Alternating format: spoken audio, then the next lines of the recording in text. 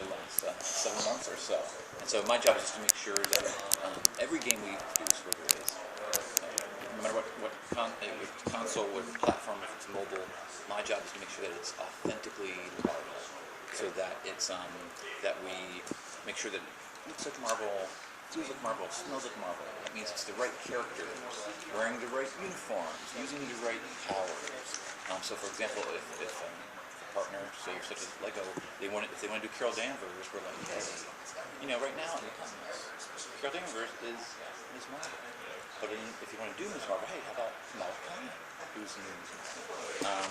So that's the sort of thing, is just making sure that we're plugged in everything that's happening in publishing and TV and theatrical, and making sure that the games are just as good as every other division of it.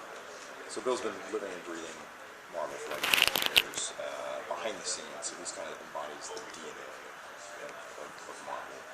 And I'm on the production team with Bill, working with a small team of producers and creatives to collaborate with Matt and Arthur and their team to make another great Lego video, Lego Marvel's Avengers this time. So we work very closely with them, to collaborate creatively. In this case, we're taking inspiration from a lot of the Marvel Cinematic Universe content. So we kind of help tighten the loop between our cinematic Team Marvel Studios team, which sits right down the hall from us. Yeah, literally walk down. And try to make it as authentically Marvel as possible, but still with that Lego whimsical feel from there, and what people expect from Lego games. So I don't know, you probably know. Well, yeah, so I'm producer at TC Games in the 7 years. So the first one I worked on was Lego Indiana Jones, the original one. So yeah, I've been working on plenty of Lego games and know them inside out. Also been doing a lot of our superheroes games. I worked on the Lego Marvel Superheroes with the Marvel guys previously. But yeah, basically where my role within how the games are made is I'm part of sort of our publishing group. So we're the go-between between all the people that make up, all the people that are required to make the game. So you've got Arthur over there, who's the game director and part of the development studio. Then of course you've got Marvel, who we talk to, you've got Lego, Warner Brothers, and all of these different people have all these sort of groups that we have to talk to, and my role is sort of coordinating all of this to make sure we are getting the right information from the right people. So, as Bill said, if there's characters, what outfit should they be wearing? We talk to them about that. For Lego, they've got their play sets, we want to be including all of that stuff. So that's where we talk to them to get that information and then feed it all back into the development team to make sure the game's sort of as on brand and as authentic as it should be and needs to be. So the center of all of it, getting all the attention. Pretty much. Beehive, yeah, that's it. Bees. That's it. But it's really cool because, like I say, we've got all this experience with the Marvel guys and they know exactly what they want. For this game in particular, where it is a theatrical one, it's going to be totally different to the last Marvel game we did. So the last Marvel was sort of an original story. This one being theatrical, it's got a different vibe, but we've done theatrical games in the past, and they're always amazing. And with the Lego twist that sort of Bill alluded to, that does give it something special. Well, and something that we're talking about a little bit at the panel, and we got a lot of questions about E3, is that it's not just cinematic content. That's kind of the main story content and the main missions, and we'll be retelling, from the first Avengers through Age of Ultron. But there's also the whole open world aspect, and there's, we're celebrating Avengers. So we have over 100 new playable characters that weren't even in the last game. They're all from like the comic universe of Avengers. So even though the main, kind of story content and missions are all going to be from the film, and retelling those stories and iconic moments in kind of cute Lego style. We've got a whole ton of context to explore in the open world game that's sort of from the publishing universe. We opened up the vaults and we went deep and we said, okay, if this is going to be the ultimate Lego Avengers game that's going to celebrate all information, we have to go through all the back issues from the 60s until today.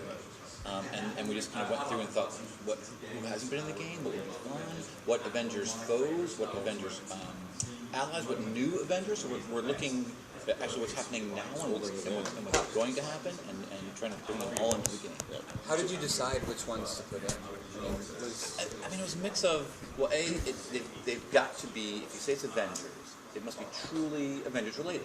Right. You could put some characters in and people would say, but they've never teamed with the Avengers or fought the Avengers? Why are they? No X-Men or anything like that, or I mean, right now we're like, this is Avengers, so we're focusing with the right on them. But we're realizing it's like, dude, Avengers, we go deep and wide. I think a lot of people don't realize. You know, they know from the movies, but they don't realize there's like decades of history and so many issues in different. So it's like everything from so it's kind of an opportunity to educate people too about That's really cool. It's like, what about the Masters of Evil? And if you know the Masters of Evil masqueraded as the Thunderbolts, and then what about the Young Avengers? And what about? And so we just went.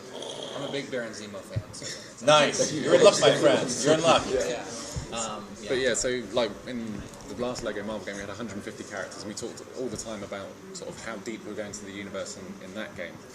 This time, again, we're going to have a massive amount of characters, and there's going to be over 100 new characters that weren't in that game. And some of these have never been in a Marvel game before. Some people like you did all the characters. Yeah. Last one were like, no, we have like 8,000 characters in the Marvel repertoire. So. But we're about to announce sort of 5 in the panel, aren't we? Yeah. Sort of 5 comic Well, books. we've got we can talk about it. So I don't know if you guys have seen the Comic-Con exclusive Lego minifigure that they've got out there, the Sam Wilson Cat Falcon character. We've got him in the game. He's in there. We got who else? We We got Wiccan from Young Avengers. He's in the game. We have let's see, Crossbones. He'll be in there. Captain America fan, and was also on Thunderbolts. And we have America Chavez, who was first in Young Avengers, and she's appearing now in A-Force during Secret Wars. And they've already announced that she'll be in coming up called Ultimates, which is related to the Avengers. So we thought she would be a character that's on the rise. That's going to be some different stuff and hasn't been in the game before. So old stuff and new stuff, and tons of Easter eggs and fun little places for them to sort of exist in the world of our Lego Marvel universe. What are some of the older characters? What can we talk about? Nobody from PR is listening. Dr. Druid in there? We brought up Baron Zemo. Kang? We're talking about Kang. I think it's a case of stay tuned. But But we will, but we're doing it very deliberately. And I mean, we went through this There's going to be a big. fine-tooth comb. We spent hours on the phone together. We had this massive spreadsheet and just going down, listing characters and where they first appeared and what's the relation to the Avengers and who do they know. And so we just kept going deep, and trying to group them in ways that make sense. So even if even if you haven't read the comics, we want to make sure that it's very accessible. So we can say, here's this character, and you may not know who they were, but they were in this group, and they fought the Avengers here, and then here's where you can learn about them. that's something that from the TT side we like to do, because you've got all these characters, the well-known ones, the up-and-coming ones, which one's going to be hot when the game comes out. We also like to put in a few curveball characters, some of the sort of unknown, lesser-known ones that. Jack Clark is a good example where people are going to find out about that character when they play the game. And we always try to do that because it is a celebration of all things Avengers, and this is a way to educate people about the Avengers and To bring in things. new- That's it, Right, because like we have quite a young audience for our games. Definitely a part of our audience is quite young. And this might be their first instance of sort of knowing Marvel, and this is a great way to educate You them. could be raising a new generation of Marvel fans through this. Exactly. That's it. So there's the younger players, and then sometimes they're often sitting down as a family playing it, so they can turn and say, "Mom, Dad, who's this?" And if the Our parent happens producers to on our be team, they play with their kids. You know? I play the Lego games with my son. Isn't it usually the parents that are asking the kids, though? It could be now. Who is that? No, it isn't my family. Come on, Papa, it's America Chavez. I'm actually glad you brought that up, because I write for a website that's specifically geared towards children, or tweens, teens, kids, all that stuff. So my interest would be just like, what are they going to get out of, what are they going to be looking forward to? What's going to appeal to them the most out of this? I mean, number one, like iconic Avengers seeing those theatrical moments. Yeah, like I still remember the first time I saw that Avengers Assemble shot, and from that first Avengers movie, which was You remember for the Battle of New York? There was a commercial that came out during the Super Bowl. And the camera went around. Yeah. First saw them standing together, and everybody was one. and then it was in the E3 trailer that we released, and like seeing that come to life in a Lego game was like amazing. And so we've done that, exponential number of times in this with humor, fun Easter eggs, some curveball cameos and surprises and things like that that weren't necessarily in the films. So we've kind of taken some creative license on that stuff. But seeing those moments, those battles, those scenes that you remember from the films, but Legofied, for lack of a better word, is like super fun. That's number one. Obviously, there's the depth of the character roster, the tons of characters you can explore, bigger, badder, open world. Like I don't know if I'm not going across too many lines here, but New York is going to be bigger and more alive. There's going to be more stuff to do. Yeah, I mean the Grand Central Terminal. I was watching the Battle of New York. And I'm like, I used to walk in that door every day. I know exactly where that door is, and they really captured it as a New Yorker. Oh, go ahead. I was going to say, and great new gameplay, right? So we're really leaning into the idea of Avengers and teamwork and team-up abilities, things that the characters can do together, not just on their own. So that's another fun part of the level designs, the puzzles, and some of the combat. Yeah, because again, like from the last Marvel game that we did, like we always want to improve, make sure that this game's going to take it to the next level. And the difference between sort of what we had in the last game, where it was just Lego Marvel superheroes, with this being Avengers, the Avengers are all about working as a team, and we wanted to integrate that into the combat. And sort of as you solve puzzles, they'll do moves together. Where, like in the film, for example, in the first film where Cap shoots Black Widow up in his shield to get onto the Chitauri thing. We've used that now as a mechanic to sort of that's the part of the puzzle to do that. So these things, and also like in Age of Ultron, where Thor smashes Cap's shield and sort of all those sort of things, we're able to integrate that into the combat. So we were able to sort of take that stuff, put it into the gameplay, and make it fit in a way that works, and it also improves all the combat and all the way it goes. There's another awesome, my favorite one is another Cap Widow moment where she jumps on her shield and he throws her up and she goes up and she rotates and she has her guns out and she's blasting everyone in the circle. It's so cool looking. So is the Hulk and the Thor team up move then just Hulk punching Thor? They like, Actually, I don't know if I've given too much away, but like that scene though that everyone loves from the film, the whole like smashing. It's gonna be awesome. It'll be a lot of fun. Would you say this is your most immersive Marvel Lego game to date? Absolutely. I mean, the challenge from the get-go is how do we outdo this game in every way possible. Scope of content, depth of roster, gameplay, all that stuff. And so that's absolutely the goal, and we think we have something that's really amazing and can't wait to get it out there. Sorry, go ahead. So, of course, you can't talk to Lego's plans, but they've been expanding the different types of games that they're going into. I guess, what drove the decision to go with the similar type of game that you guys have been doing with TT in the past versus maybe putting something in Lego Dimensions? Is that something that you're thinking about, maybe expanding into? Yeah, we don't have any plans to announce for Lego Dimensions. We're really just focused, like Bill said, on like celebrating the Avengers, and we know we have a lot of fans that love our films and our cinematic universe as well as the publishing universe, and for us this is an opportunity to kind of fuse those things. But for us it's about being authentic, and it's about making games that are just as amazing as our other entertainment platforms, right? Film, TV, publishing, that kind of stuff. So we really just want to focus on making the best game possible. Yeah, and I'd say from the TT perspective, we are experimenting with these sort of different gameplay or game styles elsewhere, but we do still have this core experience, this core game that has been really successful for us over sort of 10 years now. Like rabid fans. That's it. So I have friends that don't even play video games, but they've played every Lego game. And it's like there is still this market for this experience where we take an amazing IP, merge it with Lego, and make a 25-hour experience for people that sort of tells the whole story of two films in this case. Yeah. And there is definitely sort of still a lot of grounds for us to be able to make the classic games as well as venturing into new things as well. Well, it seems like once you opened up the world in the first one, you kind of just like changed the game for the Lego games. Yeah. Whereas like no offense, like for the Jurassic World game, it was still pretty linear and not as open world. I didn't work on that one. But you said that it's just based on the Avengers. Was there any consideration with like mini missions with like any other phase Team 1 or 2, things like that? any other phase 1 or phase 2 movies that could be sneak peeks in there? Nothing to Nothing to announce. but let's just say, we're celebrating the Avengers, and the way that we assemble the Avengers in films. There's a lot more stories there. There's a lot more going on with those characters, and we're certainly looking at how we can leverage those in games. Yeah, so we don't have anything to announce right now, but we'll leave it as we're always looking to push the boundaries. And that's a better line. Use that line. So it's celebrating and complementing the films while adding its own.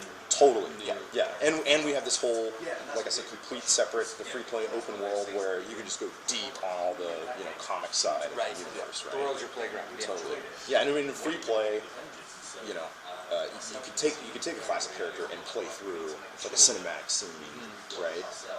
And so that's going to be really cool and unique to this game as well.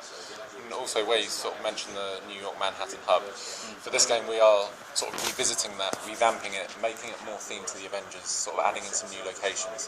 But also with the nature of the Age of Ultron film, where they sort of went around the world and sort of visited some different places, we're going to have sort of different hub locations that we sort of travel to sort of take the hub experience to the next level. So you're going to have loads of different quests and different things to collect and sort of classic Lego gameplay in all of these different locations. So it's not just New York in this one. So Yeah, So not keeping on rails like Jurassic Park. So you look at the teaser trailer we did, and yeah, we heavily focused on Battle of New York, but at the end you saw that Ultron phase pop up. So it's like, this isn't just the first Avengers movie, it's both in this. So it's gonna. Did you have any like ability to fill in the gaps with the story? Because I know movies are a couple years apart from each other. Sure. But and I know this isn't canon, but were you able to like fill in some gaps to kind of create new canon? Yeah, well, not necessarily create new canon, but Or just like companion canon. Well, I was gonna say our Marvel Studios team very much has an idea of the entire narrative tapestry of where all those films fit in and characters and all kinds of stuff. And so they have a very clear idea of like what happened between films and stuff like that.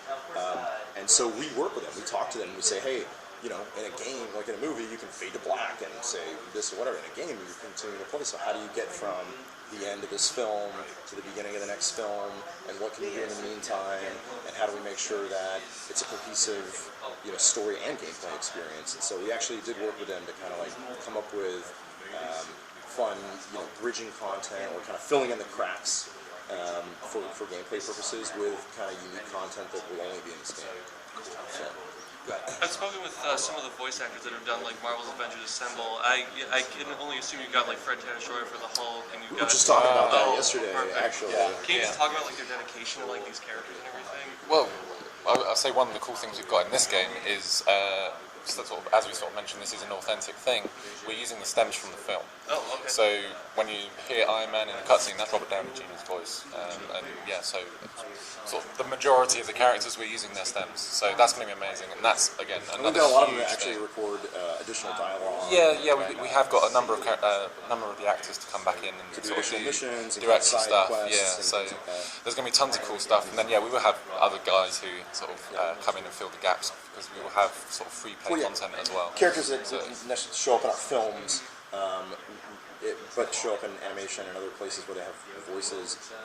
We work with our animation team to kind of like keep those rosters and those voices and those performances consistent across kind of all of our entertainment. And so that's what we were talking about the other day is like finalizing the roster and all the speaking parts and all, because we got to do it not in English, we got to do it across Yeah, we'll do the world and all the territories. different languages.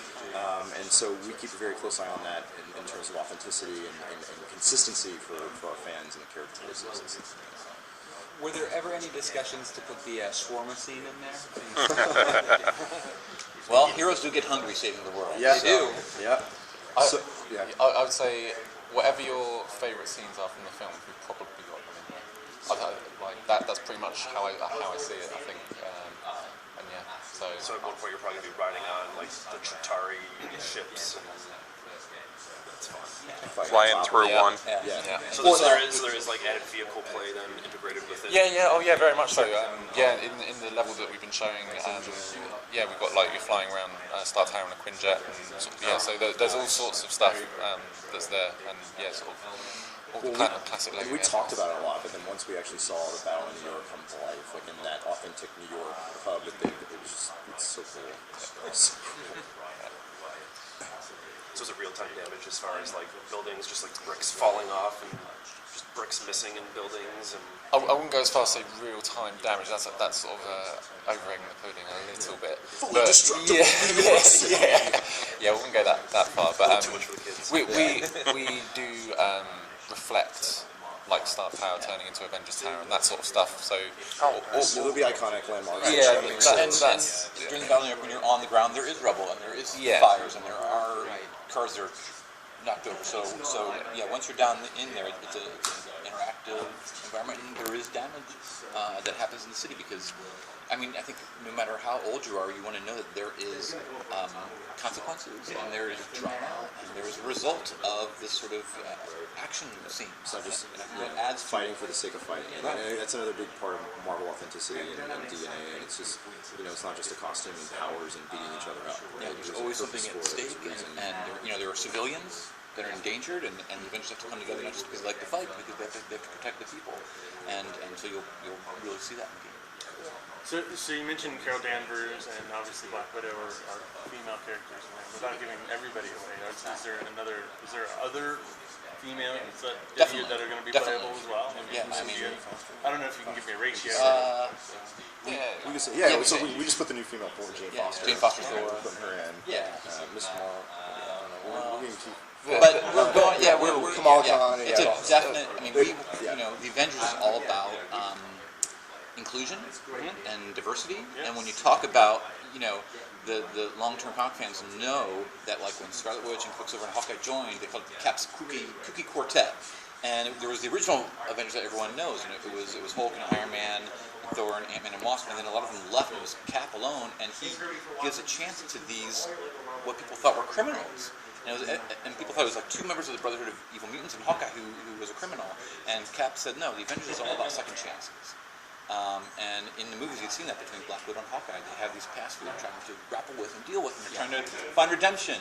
And it's that sort of depth and complexity that Marvel fans appreciate. So the Avengers, throughout their whole history, every time they say, the old order must change us, and they bring in new characters, a lot of that time is to bring in as many different heroes as possible from different, whether that's gender, ethnicity, what their past was, and so that's a big part of Avengers heritage that you'll see here.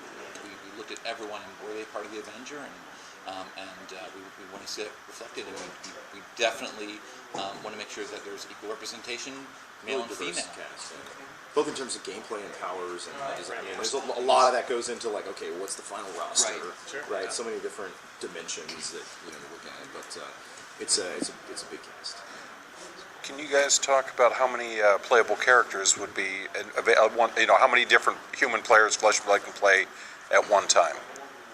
In terms of co-op. Sorry. The co-op, sort of the traditional Lego. So or online, or Yeah, so it's two people local co-op. So the way we view it is that is our best experience. It's families playing the game together, or family friends playing the game together on the same couch, and talking about that experience in the same room. That has always been the main thing for Lego games, where you can just drop in, drop out. If your kid's playing through the game, get stuck, Dad can come in, or Mum can come in, add in, get through the puzzle, drop back out, and let them get on with it. And that's sort of what the whole Lego gameplay has been built on. And we're continuing that with this game. So the co-op is definitely sort of what the whole game is built around. Apologies if this is an Astor idea, came in a little late. Stan Lee have a role in the game? Interesting, you should bring that up, because we're going to talk about that in our panel. All right. Yes. Regarding the characters, I know in the first game, I absolutely loved playing as Venom because he had like two different forms. Is there going to be more of the multi-form per character type of? Well, how about Banner and Hulk? Yeah, I mean we had that in the last game as well. Are there any like, go do unique science characters like using Venom as like as an example where he had his big Hulk could be as version? smart as that. I don't think there's anything we can talk about yet. But yeah, that whole transforming thing is something that we like it a lot. It's something that players sort of reacted very well to. Something that's sort of similar that we can talk about here is we've sort of done something different with Iron Man and how Iron Man changes his suits. So now, on the same press of the button, the triangle if you're on PlayStation, press that. Yeah, it brings up his Jarvis HUD. Yeah, it brings up his Jarvis HUD. He's got a load of suits that you can select, and then you select it, comes back out, and then you see him do an animation that relates to probably where he used that suit in the film, and there's sort of quite a tie-in for reference-wise of that animation. And then you see him change into the different suits, and whole bus will be. In the previous game where they were all individual selectable characters, like now you can just change suits and abilities on the fly. Everything from the original Grey to I'll be playing him for the first 3 hours. Yeah, and in terms of Stan Lee, so for that Mark 1 suit, Stan Lee runs in, puts the suit onto him, so he'll be making cameos all over the place again. So Lego definitely has that family friend that it's a lot of fun. A lot of people have played those games, but especially on Xbox One and PS4, those are the only kinds of Marvel experiences that we've gotten. I know there were failed games in the past, like the that were more realistic, and of course from my childhood playing the arcade beat 'em ups that had a very different style. Why is Lego still the version that you guys want to go with? Is there any thought or chance of Well, a more adult? yeah, I was gonna say it's more of a broader question just about Marvel games and our strategy in general, which we kind of talked about a little bit back in April. Bill and I just joined towards the end of last year, and obviously our relationship with Lego is a big one, both in terms of physical products and animation content and games, and they do a fantastic job, and we love working with them. So of course we're going to continue making great games. We love the Lego games, and our fans do too. But in terms of what are we doing on console, which is essentially the question you're asking, we've got a lot of stuff going on in mobile right now, but that's one of the things that we've been at work behind the scenes in the lab, trying to kind of replan and restructure our console portfolio. We did announce our partnership with Telltale to do an episodic series, which I don't think we've announced, so some people stew on it. But we're definitely taking a less is more, fewer, focus on the developer, focus on the experience, focus on the quality, and the right partnership for the right game. But we have got some cool, console stuff in the works that's a little bit more mature, it's a little bit more hardcore, right? But nothing to announce today, obviously. But you'll probably hear more from us starting next year. Those are much longer runways, right? 2, 3, 4 year, dev timelines and things like that. So it's a big part of our focus right now internally is replanning our console slate to give people what we feel like are the games our fans deserve, and that they're just as good and exciting and compelling and authentic as our films and TV shows and comics and animation and everything else. So that's our goal, sort of from a high level of Marvel games.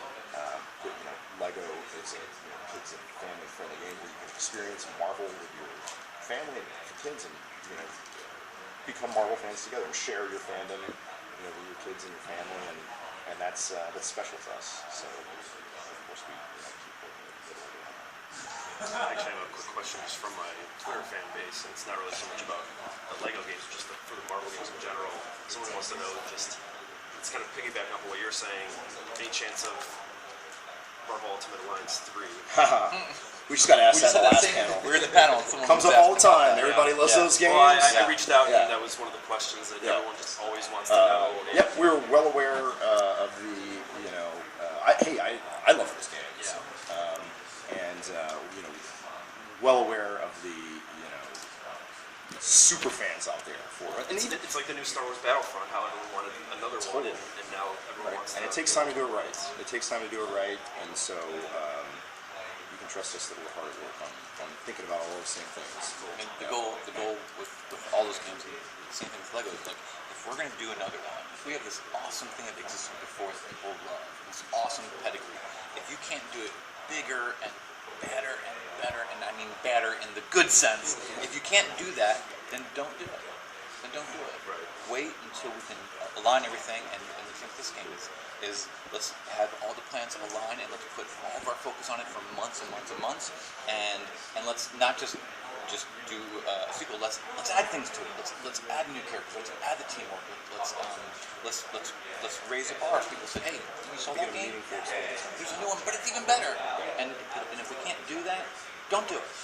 We're speaking for Marvel, I mean, we're not in the business of just doing licensing deals and walking the page. So we want to collaborate.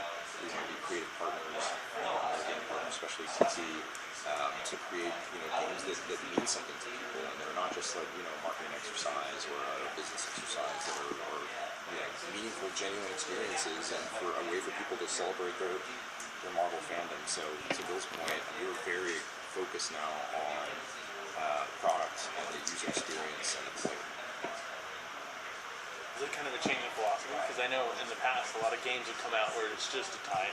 Yeah, I mean, it's just the game so that you can. There's get a lot it out. of the official, the movie, the game, and some of those things, and I can't necessarily speak in terms of like a change in philosophy, because Bill and I just joined, and we're just kind of planning how we would do it going forward, and working with our digital teams and our boss Jay Owen, who's the VP of games, to kind of plan this, and we all come, me and Jay come from game development, right? We've spent our entire careers building games, comes from publishing and the beating heart of Marvel, and so when we all got together, like, it's just natural. This is what we should be doing. We should be focused on the player. We should be focused on the experience and just making great games. And if that means we release fewer games, that's what we're going to do. And so for now, we're slowly but surely kind of rebuilding that strategy. And so we'll see a lot more exciting stuff from us. And I agree that the effort on taking the time, and so even for this Avengers game, yes, it is Avengers 1 in Age of Ultron, but we didn't rush it and try and get it out in the window of Age of Ultron because we wanted to make sure the movie that we had a chance to watch the whole thing and understand how we knew the beginning, middle, end. We weren't guessing where the movie was going, and things weren't.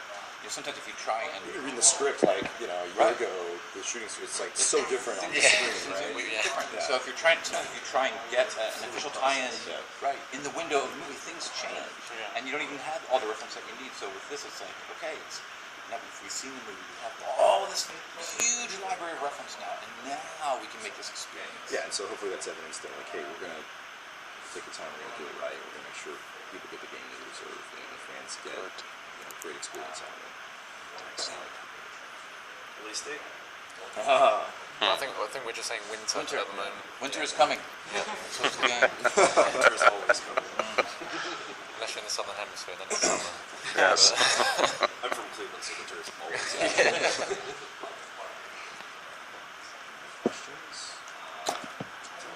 Well, I got one quick one. You touched on at the beginning the thousands upon thousands of characters. Aside from the core Avengers, it's got to be. How do you whittle it down between all the old ones and that's got to. You can't please everybody. Yeah, I just go, your job, Bill. You got to. I always feel, and I truly believe this, and not coming from a company person, but just remembering what it was like when I was 12, 13 years old, and reading these comics. And what I honestly loved about Marvel characters was the thought and effort that went into them. And thinking of the modern audience, the creators said we can't just have two-dimensional characters. They have to be complex. They have to have real goals, real motivations, real histories. Their powers. They have to have that Marvel authentic feet of clay. They have to be relatable. Even the villains. You may not agree with what they are doing, but we put the thought into explaining why are they doing this? Because this is their path. They think they're doing the right they don't thing. think they're the villains. They think they're doing the right thing. That the heroes are weak and not willing to do the right thing. So, what I honestly love about Marvel is, I say there's no bad characters. There's just characters waiting for the right creators and the right stories. And I think Marvel Studios is proving that now, where people say, "What are the Guardians of the Galaxy?" And you're like, "Oh, I love the Guardians of the Galaxy." And then they're saying, "What's an Ant-Man?" And everyone's going to see this movie and they're going to say, "Of course, Ant-Man. I love Ant-Man." And so that is our challenge when we put in the characters for the game. There's so many to pick from and so many that are great and that we love them. And it's just a matter of picking our favorites and picking the right ones, picking the right ones for the game, and what will make the players most excited and happy, and hope it intersects. And there you go. Yeah, That's awesome. Trying to get something for everyone. Is basically it. Old stuff, No matter who new you are, stuff, no matter what curveball stuff. Avenger, hero, villain, ally, team, Splinter, hopefully we're gonna try and get them all. That's cool. Thank you. Definitely doing something though, because if my dad starts liking it, Yeah. almost 70, it's just like I'd say he's a guy who watches everything on History Channel. Yeah. And, Right. He's Then he must old love Captain school. America. Yeah. And I mean, something's going on. I took my mom to the Ant-Man premiere, who's just a nice Southern 7th grade math teacher, and she's like, Ant-Man, was it? And then afterwards, she's like, that was awesome. That's awesome. Loved it. She loved it. Just couldn't wait to tell her friends about it. So I think the new movie's gonna be fantastic, and people are gonna have another character that they just love. Right? And yeah, we're like, would you have ever like Ant-Man? No, I mean, I always hoped and thought it's like, yeah, he's cool.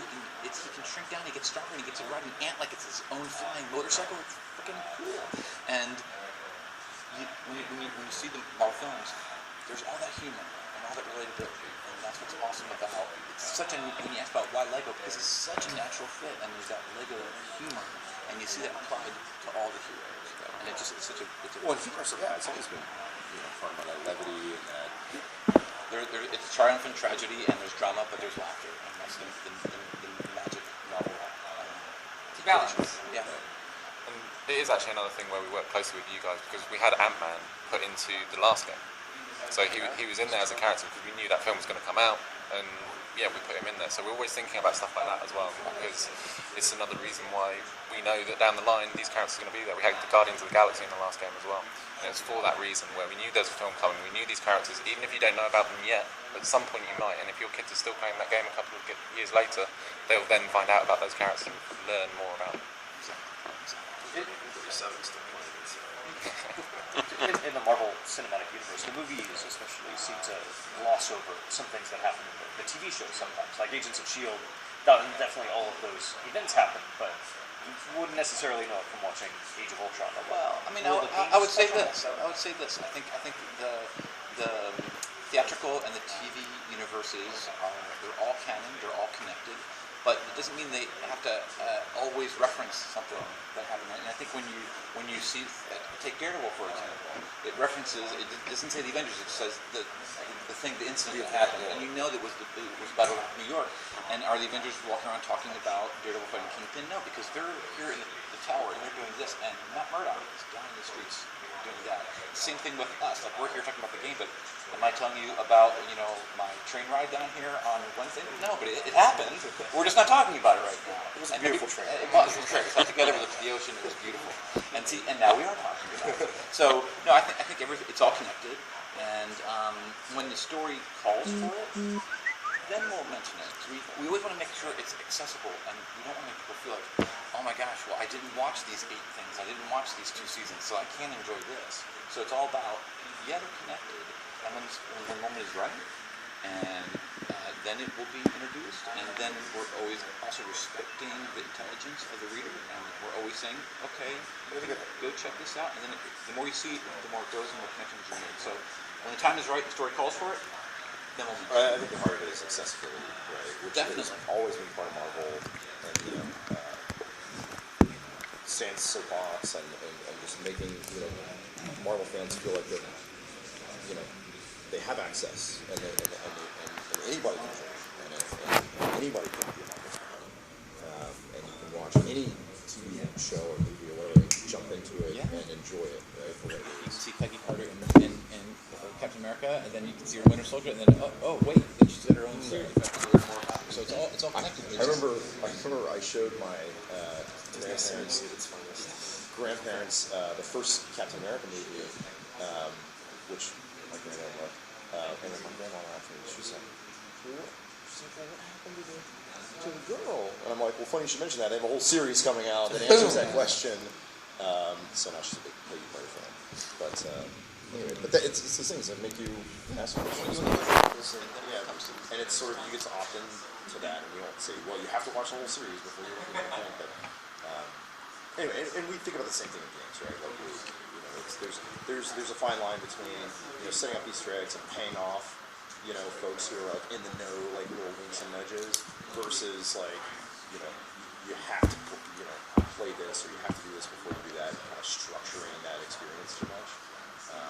So anyway, But we're with you. We love it. We loved it when they're so small and connected all, and we want to do that too.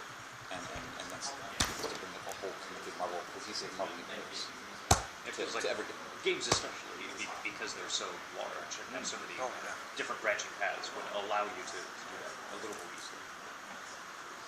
And people at TT and WB are like truly huge Marvel fans, and they're bringing up stuff. And like, oh my gosh, I forgot about that. But yeah, that would be awesome. They're like stunt Bill sometimes. Yeah, So they're like, like, who is let's go check on that? that. Like, oh right, yeah. So. Well, thank you all for your time and all your questions.